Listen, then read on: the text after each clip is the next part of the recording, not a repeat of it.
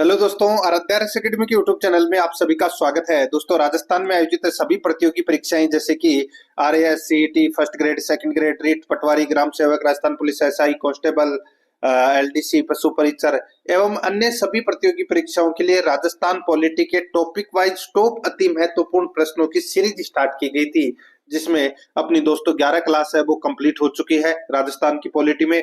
आज अपनी इसमें 12वें नंबर की क्लास है। टॉपिक का नाम है राज्य स्तरीय प्रशासन। दोस्तों, राज्य स्तरीय प्रशासन से संबंधित आज मैं आपको टॉप 65 प्रश्न है वो बताने जा रहा हूं। ये प्रश्न बहुत शानदार लेवल के हैं और बहुत सारी परीक्षाओं के अंदर दोस्तों इनमें से 2 या 3 प्रश्न है वो अवश्य पूछे जाते हैं। दोस्तों, विगत परीक्षाओं में पूछे गए प्रश्नों को भी इसमें शामिल किया गया है। और अगर आपने पिछली जो 11 क्लासें हैं वो नहीं देखी है तो आप प्लेलिस्ट में जाइए, वहां पे आपको फोल्डर मिल जाएगा, राजस्थान पॉलिटी प्रश्नोत्तरी के नाम से वहां फोल्डर मिलेगा। तो आप वहां जाकर पिछली क्लासें जरूर देख सकते हैं और डिस्क्रिप्शन में दोस्तों आपको लिंक भी मिल जाएगा, तो आप वहां जाकर भी क्लासें देख सकते हैं। दोस्तों, आराध्या एकेडमी के यूट्यूब चैनल को सब्सक्राइब नहीं किया तो सब्सक्राइब जरूर करें, बेल आइकन को दबाएं, वीडियो को लाइक और अपने दोस्तों के पास में शेयर जरूर करें। तो चलिए दोस्तों शुरू करते हैं। राज्य स्तरीय प्रशासन से संबंधित देखिए पहला प्रश्न। राज्य सचिवालय में सचिवों की नियुक्ति के संबंध में निम्नलिखित में से कौन सा आधार अपनाया जाना चाहिए? बताइए, सचिवों की नियुक्ति के संबंध में कौन सा आधार अपनाया जाना चाहिए? दोस्तों, इसका जो राइट आंसर हो जाएगा वो है, देखिए, पंजाब प्रशासनिक सुधार समिति, राजस्थान प्रशासनिक सुधार समिति, प्रशासनिक सुधार आयोग। तो दोस्तों ये इन आयोग और समिति ये जो दे रखी है इनका आधार है वो अपनाया जाना चाहिए। तो यहाँ पर इसका राइट आंसर हो जाएगा उपरोक्त सभी। 4 नंबर का ऑप्शन बिल्कुल सही। आगे देखिए, सेकंड नंबर का प्रश्न है, राजस्थान भू राजस्व अधिनियम किस वर्ष पारित हुआ? दोस्तों, राजस्थान भू राजस्व अधिनियम ये पारित हुआ कब? तो ये 1956 में पारित हुआ था दोस्तों। 4 नंबर का ऑप्शन बिल्कुल सही उत्तर हो जाएगा। 3 नंबर का प्रश्न इसमें देखिए, प्रशासनिक सुधार आयोग ने राज्य सचिवालय में कितने सचिव होने की सिफारिश की थी? प्रशासनिक सुधार आयोग ने राज्य सचिवालय में कितने सचिव होने की सिफारिश की थी? दोस्तों, इसका राइट आंसर हो जाएगा वो है 10 सचिव होने की सिफारिश की थी दोस्तों। यहाँ पर 2 नंबर का जो ऑप्शन है वो इसका बिल्कुल सही उत्तर हो जाएगा। आगे देखिए, 4 नंबर का प्रश्न है, राज्य प्रशासन के पर्यवेक्षण, निर्देशन व नियंत्रण का कार्य कौन करता है? राज्य प्रशासन के पर्यवेक्षण, निर्देशन व नियंत्रण का कार्य कौन करता है? तो दोस्तों इसका राइट आंसर हो जाएगा राज्य सचिवालय करता है। यहाँ पर 1 नंबर का ऑप्शन बिल्कुल सही, राज्य सचिवालय। 5 नंबर का प्रश्न है, इसमें देखिए, राज्य सचिवालय मंत्रिमंडल को निम्न में से किन मामलों में अपनी सदस्यता प्रदान करता है? राज्य सचिवालय मंत्रिमंडल को निम्न में से किन मामलों में अपनी सदस्यता प्रदान करता है? तो बताइए किन मामलों में? तो दोस्तों यहाँ पर आप देख सकते हैं, इसके अंदर देखिए, व्यवस्थापन संबंधी मामले, ठीक है, राज्यपाल द्वारा समय समय पर विधानसभा में दिए जाने वाले अभिभाषणों को तैयार करना, विधानसभा के अधिवेशनों को आरंभ करने, स्थगित करने व विधानसभा को ही भंग करने से संबंधित प्रस्ताव पर विचार करना। तो दोस्तों इसका राइट आंसर हो जाएगा उपरोक्त सभी। दोस्तों ये सभी हैं, ये राज्य सचिवालय मंत्रिमंडल में इन मामलों में अपनी सदस्यता प्रदान करता है, ठीक है। यहाँ पर इसका राइट आंसर हो जाएगा वो है इसमें 4 नंबर का ऑप्शन बिल्कुल सही, उपरोक्त सभी। आगे देखिए, 6 नंबर का प्रश्न है, राज्य प्रशासन के विभिन्न विभागों में समन्वय स्थापित करने वाली संस्था का नाम है। राज्य प्रशासन के विभिन्न विभागों में समन्वय स्थापित करने वाली संस्था का नाम है, तो वो संस्था का नाम कौन सा है? तो दोस्तों इसका राइट आंसर हो जाएगा वो है राज्य सचिवालय। यहाँ पर 2 नंबर का जो ऑप्शन है वो इसका बिल्कुल सही उत्तर हो जाएगा, राज्य सचिवालय। आगे देखिए, 7 नंबर का प्रश्न है, मुख्यमंत्री का मुख्य परामर्शदाता तथा निकटतम सहयोगी निम्न में से कौन होता है? मुख्यमंत्री का मुख्य परामर्शदाता तथा निकटतम सहयोगी निम्नलिखित में से कौन होता है? तो कौन होता है? तो दोस्तों मुख्य सचिव होता है मुख्यमंत्री का निकटतम सहयोगी और मुख्य परामर्शदाता। यहाँ पर अपना इसमें 2 नंबर ऑप्शन बिल्कुल सही उत्तर हो जाएगा। 8 नंबर का प्रश्न है, राज्य प्रशासन तंत्र को प्रकाशिकीय नेतृत्व कहां से प्रदान किया जाता है? बताइए, बहुत ही अच्छा प्रश्न है। राज्य प्रशासन तंत्र को प्रकाशीय यानी कि प्रशासकीय नेतृत्व कहां से प्रदान किया जाता है? प्रशासकीय नेतृत्व प्रदान किया जाता है दोस्तों ये राज्य सचिवालय से। तो यहाँ पर अपना इसमें राइट आंसर हो जाएगा 2 नंबर ऑप्शन सही। 9 नंबर का प्रश्न है, निम्नलिखित में से कहां से राज्य प्रशासन केंद्र से निरंतर संपर्क बनाए रखता है? तो केंद्र से निरंतर संपर्क दोस्तों राज्य सचिवालय बनाए रखता है। यहाँ पर 1 नंबर का ऑप्शन बिल्कुल सही उत्तर हो जाएगा। आगे देखिए 10 नंबर का प्रश्न है, सचिवालय में लाल फीताशाही कम करने के लिए निम्न में से कौन से कदम उठाने चाहिए? सचिवालय में लाल फीताशाही कम करने के लिए निम्न में से कौन से कदम उठाने चाहिए? तो दोस्तों यहाँ पर देखिए, शक्ति का विकेंद्रीकरण किया जाना चाहिए, बिल्कुल सही है। लाइन एवं स्टाफ में स्पष्ट अंतर होना चाहिए, बिल्कुल सही है। सभी विभागों में समन्वय कार्य के लिए एक एक पृथक प्रभाग स्थापित किया जाना चाहिए, बिल्कुल सही है। इसका राइट आंसर हो जाएगा दोस्तों उपरोक्त सभी, ठीक है। तो यहाँ पर 4 नंबर ऑप्शन सही। आगे देखिए, राज्य सचिवालय में निम्नलिखित में से कौन से कार्य संपन्न होते हैं? कौन से कार्य संपन्न होते हैं राज्य सचिवालय में? देखिए, कार्यपालिका आदेशों का जन्म, समस्त नीतियों का निर्धारण है, प्रशासकीय कार्यक्रमों का निर्माण। तो दोस्तों इसका राइट आंसर हो जाएगा उपरोक्त सभी, 4 नंबर ऑप्शन बिल्कुल सही। 12 नंबर का प्रश्न इसमें देखिए, वह मुख्य सचिव लोक सेवाओं एवं सरकारी अधिकारियों का वरिष्ठ नेता है तथा उनसे संबंधित समस्याओं, सेवा शर्तों एवं कार्यों को देखता है। यह किस आयोग का मत था? बताइए। यानी कि मुख्य सचिव लोक सेवाओं एवं सरकारी अधिकारियों का वरिष्ठ नेता है तथा उनसे संबंधित समस्याओं, सेवा शर्तों एवं कार्यों को देखता है। यह किस आयोग का मत था? तो दोस्तों ये कौन से आयोग का मत था? इसका राइट आंसर हो जाएगा आंध्र प्रदेश प्रशासनिक सुधार आयोग का मत था ये। यहाँ पर 3 नंबर का ऑप्शन बिल्कुल सही उत्तर हो जाएगा। 13 नंबर का प्रश्न इसमें देखिए, व्यवहार में मुख्य सचिव का चयन कौन करता है? व्यवहार में मुख्य सचिव का चयन कौन करता है? इसका राइट आंसर हो जाएगा वो है मुख्यमंत्री। यहाँ पर 1 नंबर का ऑप्शन बिल्कुल सही उत्तर हो जाएगा मुख्यमंत्री। नेक्स्ट आगे देखिए, राज्य प्रशासन को सुचारू रूप से और प्रभावी ढंग से चलाने के लिए यह भी आवश्यक है कि मुख्यमंत्री और मुख्य सचिव के आपसी संबंध ठोस विश्वास पर आधारित हो। ये किसने कहा है? बहुत ही अच्छा कथन है दोस्तों ये। मुख्यमंत्री और मुख्य सचिव के आपसी संबंध ठोस विश्वास पर आधारित हो, ये किसने कहा है? तो दोस्तों ये कहा है डॉक्टर SR माहेश्वरी ने कहा है दोस्तों। यहाँ पर 3 नंबर का जो ऑप्शन है वो इसका बिल्कुल सही उत्तर इसमें हो जाएगा। ये आपको इसमें याद रखना है, ठीक है। आगे देखिए 15 नंबर का प्रश्न है, देखिए मुख्य सचिव का चयन बहुत ही सावधानी से किया जाना चाहिए। वह एक वरिष्ठतम प्रभावी व्यक्ति होना चाहिए जिसे अपनी योग्यता, अनुभव, ईमानदारी तथा निष्पक्षता के कारण सभी अधिकारियों का विश्वास और आदर प्राप्त हो। किस आयोग ने यह सिफारिश दी थी? दोस्तों यह सिफारिश दी थी प्रशासनिक सुधार आयोग ने। यहाँ पर अपना 2 नंबर का ऑप्शन बिल्कुल सही उत्तर हो जाएगा।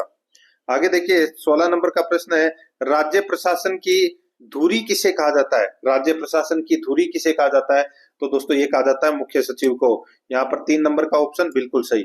आगे देखिए, मुख्य सचिव के संबंध में निम्नलिखित में से कौन सा कथन सत्य है? कौन सा कथन सत्य है मुख्य सचिव से संबंधित है? देखिए वह मंत्रिमंडल का सचिव होता है। वह मंत्रिमंडल का सचिव होता है, बिल्कुल सही है। वह संपूर्ण प्रशासनिक तंत्र का मुखिया होता है, बिल्कुल सही है। वह राज्य सरकार के कतिपय विभागों का कार्यकारी अध्यक्ष भी होता है, तो दोस्तों बिल्कुल सही है। तो ये सारे के सारे कथन है वो दोस्तों मुख्य सचिव के संबंध में सत्य है। तो यहाँ पर इसका राइट आंसर हो जाएगा उपरोक्त सभी, 4 नंबर ऑप्शन बिल्कुल सही। आगे देखिए, सचिवालय के प्रत्येक विभाग का प्रशासनिक अध्यक्ष कौन होता है? सचिवालय के प्रत्येक विभाग का प्रशासनिक अध्यक्ष कौन होता है? तो दोस्तों इसका राइट आंसर हो जाएगा वो है शासन सचिव होता है। यहाँ पर 2 नंबर का ऑप्शन बिल्कुल सही, शासन सचिव। नेक्स्ट आगे देखिए 19 नंबर का प्रश्न है, निर्देशालय का सर्वोच्च अधिकारी निम्नलिखित में से कौन होता है? बताइए, निर्देशालय का सर्वोच्च अधिकारी निम्नलिखित में से कौन होता है? इसका सही उत्तर हो जाएगा दोस्तों वो है महानिदेशक। यहाँ पर 1 नंबर का ऑप्शन बिल्कुल सही उत्तर, महानिदेशक। आगे देखिए, राज्य प्रशासन का एकमात्र कौन सा ऐसा अधिकारी होता है जो टोन्यरू सिस्टम से बाहर होता है? बताइए, जो टेन्यूरू सिस्टम से बाहर होता है, इसका सही उत्तर हो जाएगा दोस्तों, बहुत ही अच्छा प्रश्न है, सही उत्तर हो जाएगा मुख्य सचिव। यहाँ पर 2 नंबर का ऑप्शन बिल्कुल सही उत्तर हो जाएगा। आगे देखिए 21 नंबर का प्रश्न है, राज्य प्रशासन के विभिन्न विभागों में समन्वय निम्नलिखित में से कौन सा अधिकारी करता है? राज्य प्रशासन के विभिन्न विभागों में समन्वय निम्नलिखित में से कौन सा अधिकारी करता है? सही उत्तर हो जाएगा दोस्तों, वो है मुख्य सचिव। यहाँ पर 3 नंबर ऑप्शन बिल्कुल सही। नेक्स्ट आगे देखिए, राज्य सचिवालय में सचिवों तथा उप सचिवों की अवधि साधारणतया 4 वर्ष होनी चाहिए, ये सुझाव किसने दिया था? दोस्तों ये सुझाव है, ये किसने दिया था? तो इसका राइट आंसर हो जाएगा, वो है दोस्तों राजस्थान प्रशासनिक सुधार समिति ने ये सुझाव दिया था। यहाँ पर 3 नंबर का ऑप्शन बिल्कुल सही उत्तर हो जाएगा। 23 नंबर का प्रश्न है, इसमें देखिए, राजस्थान प्रशासनिक सुधार समिति का अध्यक्ष निम्न में से कौन था?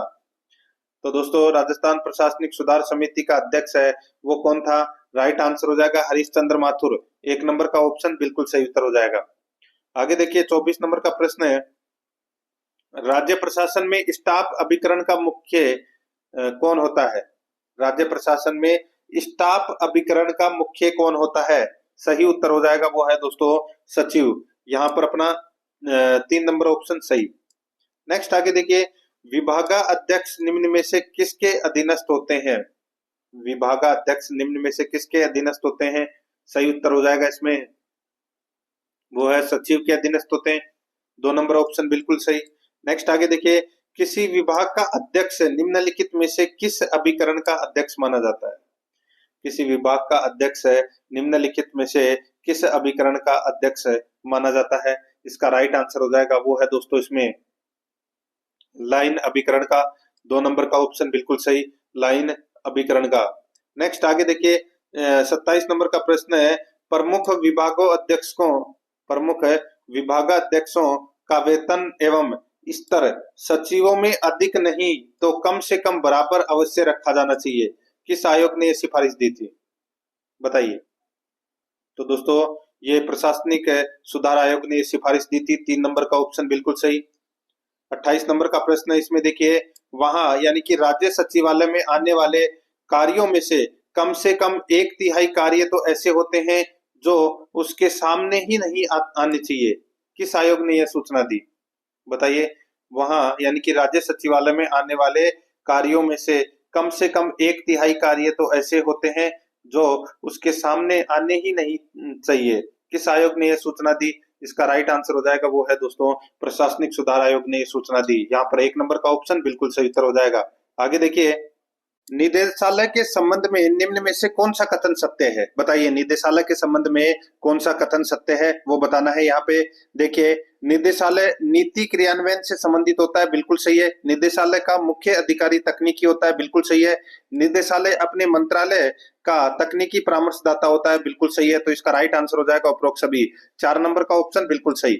आगे देखिए 30 नंबर का प्रश्न है, मंत्रिमंडल के सचिव के रूप में मुख्य सचिव निम्न में से कौन सा काम करता है? तो बताइए, मुख्य सचिव है वो कौन सा काम करता है? बताइए। तो दोस्तों यहाँ पर देखिए, वह मंत्रिमंडल की बैठकों का एजेंडा तैयार करता है, बिल्कुल सही है। वह मंत्रिमंडल की बैठकों की व्यवस्था करता है तथा कार्यवाहियों का रिकॉर्ड रखता है, बिल्कुल सही है। मंत्रिमंडल की बैठकों में जो भी मामले प्रस्तुत किए जाते हैं वह सभी मुख्य सचिव के द्वारा ही प्रेषित किए जाते हैं, बिल्कुल सही है। तो इसमें तीनों सही है, इसका राइट आंसर हो जाएगा उपरोक्त सभी। 4 नंबर ऑप्शन बिल्कुल सही। 31 नंबर का प्रश्न, इसमें देखिए, राज्य प्रशासन में मुख्य समन्वयक की भूमिका निम्न में से कौन निभाता है? तो दोस्तों वो मुख्य सचिव निभाता है, 4 नंबर ऑप्शन सही। नेक्स्ट आगे देखिए, मुख्य सचिव के संबंध में निम्नलिखित में से कौन सा कथन सत्य है? कौन सा कथन मुख्य सचिव के संबंध में दोस्तों सत्य है? देखिए यहाँ पे, संपूर्ण सचिवालय प्रशासन पर मुख्य सचिव का नियंत्रण होता है, बिल्कुल सही है। मुख्य सचिव को राज्य सरकार के किसी भी विभाग से संबंधित किसी भी मामले की पत्रावली का निरीक्षण करने का अधिकार है, दोस्तों बिल्कुल सही है। मुख्य सचिव राज्य प्रशासन का मुख्य समन्वयक होता है, बिल्कुल सही है। इसका राइट आंसर हो जाएगा उपरोक्त सभी। 4 नंबर का ऑप्शन बिल्कुल सही उत्तर हो जाएगा। 33 नंबर का प्रश्न, इसमें देखिए, राज्य में सचिवों की बैठकों की अध्यक्षता निम्नलिखित में से कौन करता है? राज्य में सचिवों की बैठकों की अध्यक्षता निम्नलिखित में से कौन करता है? इसका राइट आंसर हो जाएगा, वो है दोस्तों इसमें मुख्य सचिव। 4 नंबर का ऑप्शन बिल्कुल सही उत्तर हो जाएगा। 34 नंबर का प्रश्न, इसमें देखिए, जिलाधीशों के कार्यों पर निर्माण निम्न में से कौन सा अधिकारी करता है? जिलाधीशों के कार्यों पर निर्माण निम्न में से कौन सा अधिकारी करता है? इसका राइट आंसर हो जाएगा दोस्तों, वो है इसमें मुख्य सचिव। 2 नंबर का ऑप्शन बिल्कुल सही। 35 नंबर का प्रश्न है, इसमें देखिए मुख्य सचिव के संबंध में निम्नलिखित में से कौन सा कथन सत्य है? मुख्य सचिव के संबंध में निम्नलिखित में से कौन सा कथन सत्य है? दोस्तों यहाँ पर आप देख सकते हैं, इसके अंदर राज्य में शांति व व्यवस्था बनाए रखने के लिए यह आवश्यक कार्रवाई करता है, बिल्कुल सही है, ठीक है। और देखिए वह लोक सेवाओं का अध्यक्ष होता है, बिल्कुल सही बात है। आगे देखिए वह सचिवालय भवनों व उनके कक्षों पर प्रशासनिक नियंत्रण रखता है, बिल्कुल सही है। तो यहाँ पर इसका राइट आंसर हो जाएगा उपरोक्त सभी, ठीक है दोस्तों, बिल्कुल सही बात है। ये सारे के सारे हैं, ये मुख्य सचिव से संबंधित है, तीनों के तीनों कथन है वो सही है। इसका राइट आंसर उपरोक्त सभी हो जाएगा। आगे देखिए मुख्य सचिव के पद को अधिक शक्तिशाली बनाया जाना आवश्यक है, क्योंकि मुख्य सचिव को प्रधानमंत्री के अधीन मुख्य समन्वयक के रूप में कार्य करना होता है। वह किस आयोग का मत था? दोस्तों यह किस आयोग का मत था? तो दोस्तों ये मत था कौन से आयोग का? इसका सही उत्तर हो जाएगा दोस्तों इसमें वो है ये दोस्तों प्रशासनिक सुधार आयोग का मत था। 3 नंबर ऑप्शन बिल्कुल सही। आगे देखिए मुख्य सचिव के संबंध में निम्नलिखित में से कौन सा कथन सत्य है? कौन सा कथन सत्य है वो बताना है। देखिए संकटकालीन समय में मुख्य सचिव राज्यों के नर्वस सिस्टम की भांति कार्य करता है, बिल्कुल सही है। यदि राज्य में राष्ट्रपति शासन लागू है तो वह संपूर्ण राज्य प्रशासन के संचालन के लिए उत्तरदायी होता है, बिल्कुल सही है। तीसरा देखिए केंद्रीय रिकॉर्ड ब्रांच सचिवालय, पुस्तकालय तथा संरक्षण स्टाफ पर अपना नियंत्रण रखता है, बिल्कुल सही है। इसका राइट आंसर हो जाएगा उपरोक्त सभी। 4 नंबर ऑप्शन बिल्कुल सही। 38 नंबर का प्रश्न है, इसमें देखिए स्वायत्त शासन को संविधान की किस सूची में रखा गया है? स्वायत्त शासन को संविधान की किस अनुसूची में रखा गया है? इसका राइट आंसर हो जाएगा वो है दोस्तों राज्य सूची में। यहाँ पर 2 नंबर का जो ऑप्शन है वो इसका बिल्कुल सही उत्तर हो जाएगा, राज्य सूची में। 39 नंबर का प्रश्न है, इसमें देखिए भारतीय संविधान के किस अनुच्छेद में राज्य प्रशासन का वर्णन है? बताइए भारतीय संविधान के किस अनुच्छेद में राज्य प्रशासन का वर्णन है? इसका राइट आंसर हो जाएगा वो है अनुच्छेद 152 से 237 तक। अनुच्छेद 152 से 237 तक राज्य प्रशासन का वर्णन है। 2 नंबर ऑप्शन बिल्कुल सही। आगे देखिए निम्नलिखित कथनों में से असत्य कथन है वो अपने को छांटना है, कोई कौन सा इसमें असत्य कथन है? दोस्तों देखिए इसमें भारतीय संघ में एकीकृत न्याय व्यवस्था है, बिल्कुल सही है। राज्यों के उच्च न्यायालय पूर्ण रूप से स्वतंत्र है, गलत हो जाएगा दोस्तों, पूर्ण रूप से स्वतंत्र नहीं है राज्यों के उच्च न्यायालय, इससे भी ऊपर है दोस्तों सुप्रीम कोर्ट है। आगे देखिए सारे देश के लिए एक ही दंड संहिता है, बिल्कुल सही है। संघीय व्यवस्था में दोहरी न्याय व्यवस्था रहती है, बिल्कुल सही है। तो यहाँ पर अपना इसमें 2 नंबर का ऑप्शन राइट आंसर हो जाएगा। 41 नंबर का प्रश्न है, इसमें देखिए संकट काल में राज्य प्रशासन निम्नलिखित में से किसके अधीन होता है? संकट काल में राज्य प्रशासन निम्नलिखित में से किसके अधीन होता है? तो दोस्तों ये होता है किसके अधीन? तो ये केंद्रीय प्रशासन के अधीन है। यहाँ पर 1 नंबर का ऑप्शन बिल्कुल सही उत्तर हो जाएगा। आगे देखिए 42 नंबर का प्रश्न है, यानी कि वह मुख्य सचिव लोक सेवाओं एवं सरकारी अधिकारियों का वरिष्ठ नेता है तथा उनसे संबंधित समस्याओं, सेवा शर्तें एवं कार्यों को देखता है। यह किस समिति का मूल्यांकन है? तो दोस्तों ये मूल्यांकन है, ये कौन सी समिति का है? तो ये आंध्र प्रदेश प्रशासनिक सुधार समिति का मूल्यांकन है दोस्तों। ये 1 नंबर का ऑप्शन बिल्कुल सही उत्तर हो जाएगा। आगे देखिए राजस्थान प्रशासनिक सुधार समिति का गठन किस वर्ष किया गया? दोस्तों ये किया गया सन 1963 में। यहाँ पर 3 नंबर ऑप्शन बिल्कुल सही। नेक्स्ट, राज्य सरकार सचिवों के पद मात्र वरिष्ठता के आधार पर ही न भरकर योग्यता के आधार पर भी भरे, यह किस समिति की सिफारिश है? तो दोस्तों ये सिफारिश है राजस्थान प्रशासनिक सुधार समिति की सिफारिश है। 3 नंबर ऑप्शन बिल्कुल सही। आगे देखिए लाल फीताशाही रोकने के लिए सभी सचिवालयों में कर्मचारियों की संख्या कम कर दी जानी चाहिए, किस समिति ने सिफारिश की? तो दोस्तों ये सिफारिश की थी किस समिति ने? तो ये दोस्तों एपलबी कमेटी ने, यानी कि एपलबी समिति ने दोस्तों ये सिफारिश की थी। तो यहाँ पर इसमें राइट आंसर 1 नंबर ऑप्शन बिल्कुल सही। यहाँ पर देखिए 46 नंबर का प्रश्न है, देखिए लाल फीताशाही को रोकने के लिए शक्ति का विकेंद्रीकरण होना चाहिए तथा सभी विभागों में एक पृथक प्रभाग समन्वय कार्य के लिए स्थापित किया जाना चाहिए। किस समिति ने सिफारिश दी? तो दोस्तों ये सिफारिश दी किसने? तो ये एपलबी कमेटी ने। तो यहाँ पर अपना 2 नंबर ऑप्शन बिल्कुल सही। आगे देखिए, मुख्य सचिव को मंत्रिमंडल की विकास समिति का अध्यक्ष होना चाहिए। किस समिति ने सिफारिश दी? तो दोस्तों ये सिफारिश दी थी किस समिति ने? इसका राइट आंसर हो जाएगा बंगाल प्रशासकीय जांच समिति। 1 नंबर का ऑप्शन बिल्कुल सही उत्तर हो जाएगा। आगे देखिए 48 नंबर का प्रश्न है, राजस्थान सरकार की सचिवालय पुनर्गठन समिति किस वर्ष गठित की गई? तो दोस्तों ये गठित की गई कब? तो ये सन 1969 में। यहाँ पर 4 नंबर का ऑप्शन बिल्कुल सही उत्तर हो जाएगा। आगे देखिए, भारतीय संसद किसी नए राज्य का गठन निम्नलिखित में से किस प्रकार कर सकती है? भारतीय संसद किसी नए राज्य का गठन निम्नलिखित में से किस प्रकार कर सकती है? इसका राइट आंसर हो जाएगा वो है दोस्तों सामान्य बहुमत से। 1 नंबर का ऑप्शन बिल्कुल सही उत्तर हो जाएगा सामान्य बहुमत से। आगे देखिए, भारत में राज्य प्रशासन का विकास निम्नलिखित में से किस अधिनियम से माना जा सकता है? भारत में राज्य प्रशासन का विकास निम्नलिखित में से किस अधिनियम से माना जा सकता है? इसका राइट आंसर हो जाएगा वो है दोस्तों इसमें कौन सा? तो वो है दोस्तों 1773 का रेगुलेटिंग अधिनियम। तो यहाँ पर 1 नंबर का ऑप्शन बिल्कुल सही उत्तर हो जाएगा। नेक्स्ट आगे देखिए, संविधान की किस सूची में राज्य प्रशासन पर विचार किया गया है? तो राज्य प्रशासन पर विचार है ये कौन सी अनुसूची में? तो दोस्तों 7वीं अनुसूची में। ठीक है, राइट आंसर हो जाएगा 2 नंबर का ऑप्शन बिल्कुल सही। आप सभी को पता है कि अनुसूची 7 में सूचियां हैं, राज्य सूची का विषय है उसमें। ठीक है, 2 नंबर ऑप्शन बिल्कुल सही। आगे देखिए, राज्य के कार्यपालन संबंधी सभी कार्यों के लिए किए जाने की अभिव्यक्ति राज्यपाल के नाम से की जाएगी। संविधान में यह व्यवस्था की गई है। राज्य के कार्यपालन संबंधी सभी कार्यों के लिए किए जाने की अभिव्यक्ति राज्यपाल के नाम से की जाएगी। संविधान में यह व्यवस्था की गई है। तो दोस्तों यह व्यवस्था की गई है अनुच्छेद 166(1) में। 1 नंबर का ऑप्शन बिल्कुल सही उत्तर इसमें हो जाएगा। 53 नंबर प्रश्न इसमें देखिए, सचिवालय शब्द निम्नलिखित में से किस शब्द से बना है?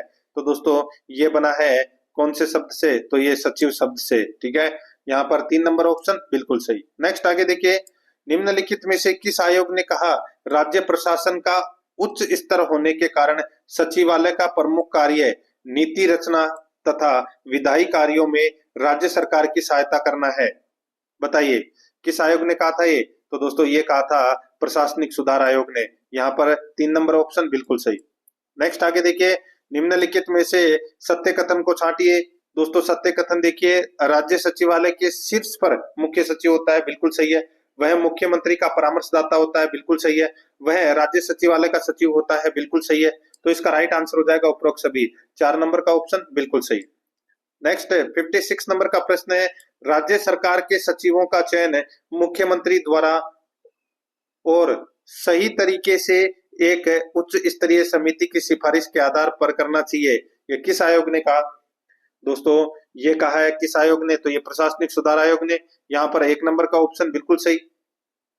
नेक्स्ट आगे देखिए, राज्य सचिवालय में निम्नलिखित में से किसके कार्यालय होते हैं? तो किसके कार्यालय होते हैं? दोस्तों देखिए यहाँ पे मुख्यमंत्री के, मुख्य सचिव के, विभिन्न विभागों के मंत्रियों के कार्यालय होते हैं। इसका राइट आंसर हो जाएगा उपरोक्त सभी। 4 नंबर ऑप्शन बिल्कुल सही। आगे देखिए, स्थानीय प्रशासन निम्नलिखित में से किसके अधीन होता है? तो दोस्तों ये होता है राज्य प्रशासन के अधीन। यहाँ पर 1 नंबर का ऑप्शन बिल्कुल सही उत्तर हो जाएगा। 59 नंबर प्रश्न है, राज्य निर्वाचन विभाग का मुख्य अधिकारी निम्नलिखित में से कौन होता है? तो दोस्तों कौन होता है? तो मुख्य निर्वाचन अधिकारी होता है। यहाँ पर 3 नंबर का ऑप्शन बिल्कुल सही उत्तर हो जाएगा इसमें। आगे देखिए 60 नंबर का प्रश्न है, राज्य में संवैधानिक संकट की स्थिति उत्पन्न होने पर निम्न में से किसकी स्थिति में कोई परिवर्तन नहीं होता? राज्य में संवैधानिक संकट की स्थिति उत्पन्न होने पर निम्न में से किसकी स्थिति में कोई परिवर्तन नहीं होता? तो इसका राइट आंसर हो जाएगा वो है राज्य का उच्च न्यायालय। यहाँ पर 3 नंबर ऑप्शन बिल्कुल सही उत्तर हो जाएगा।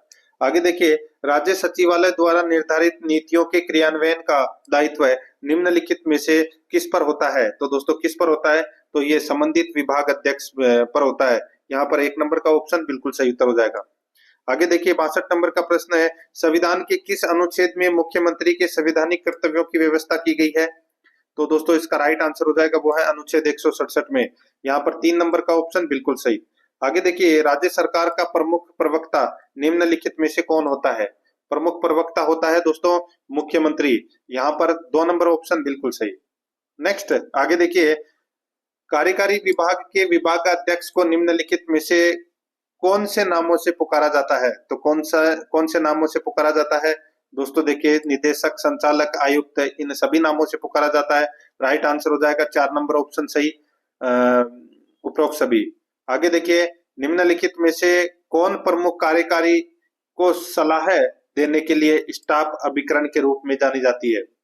निम्नलिखित में से कौन प्रमुख कार्यकारी को सलाह देने के लिए स्टाफ अभिकरण के रूप में जानी जाती है? इसका राइट आंसर हो जाएगा वो है दोस्तों इसमें मंत्रिमंडलीय समितियां, मंत्रिमंडल सचिवालय। इसका राइट आंसर हो जाएगा 1 और 2 दोनों, 3 नंबर ऑप्शन बिल्कुल सही। आगे देखिए, राज्य सचिवालय के संबंध में निम्नलिखित में से कौन सा कथन सत्य है? तो दोस्तों कौन सा कथन सत्य है? यहाँ पर देखिए, सचिवालय में कार्यपालिका आदेशों का जन्म होता है, सचिवालय में समस्त नीतियों का निर्धारण होता है, सचिवालय में प्रशासकीय कार्यक्रमों का निर्माण होता है। इसका राइट आंसर हो जाएगा उपरोक्त सभी, 4 नंबर ऑप्शन बिल्कुल सही। आगे देखिए, राज्य सचिवालय निम्नलिखित में से किसका कार्यकाल होता है? दोस्तों इसका राइट आंसर हो जाएगा मुख्यमंत्री व उसके परिषद का कार्यालय होता है। ठीक है, राज्य सचिवालय में। तो इसका राइट आंसर हो जाएगा वह है 2 नंबर ऑप्शन बिल्कुल सही। आगे देखिए, राज्य सचिवालय का प्रधान निम्नलिखित में से कौन होता है? तो कौन होता है? मुख्य सचिव होता है, 1 नंबर ऑप्शन बिल्कुल सही। आगे देखिए, राज्य के मुख्य सचिव का राजनीतिक प्रमुख निम्नलिखित में से कौन होता है? राज्य के मुख्य सचिव का राजनीतिक प्रमुख निम्नलिखित में से कौन होता है? इसका राइट आंसर हो जाएगा मुख्यमंत्री। यहाँ पर 2 नंबर का जो ऑप्शन है वो इसका बिल्कुल सही उत्तर इसमें हो जाएगा। तो दोस्तों इसी के साथ मैंने आपको ये राज्य स्तरीय प्रशासन से संबंधित ये प्रश्न करवाए हैं। प्रश्न आपको कैसे लगे कमेंट में जरूर बताएं, और अगर आपने पिछली क्लासें नहीं देखी है तो वो जरूर देखें, और आराध्या रेस एकेडमी के यूट्यूब चैनल को सब्सक्राइब नहीं किया है तो सब्सक्राइब जरूर करें, बेल आइकन को दबाएं, वीडियो को लाइक और अपने दोस्तों के पास में शेयर जरूर करें। मिलते हैं दोस्तों नेक्स्ट क्लास में। जय हिंद, जय भारत।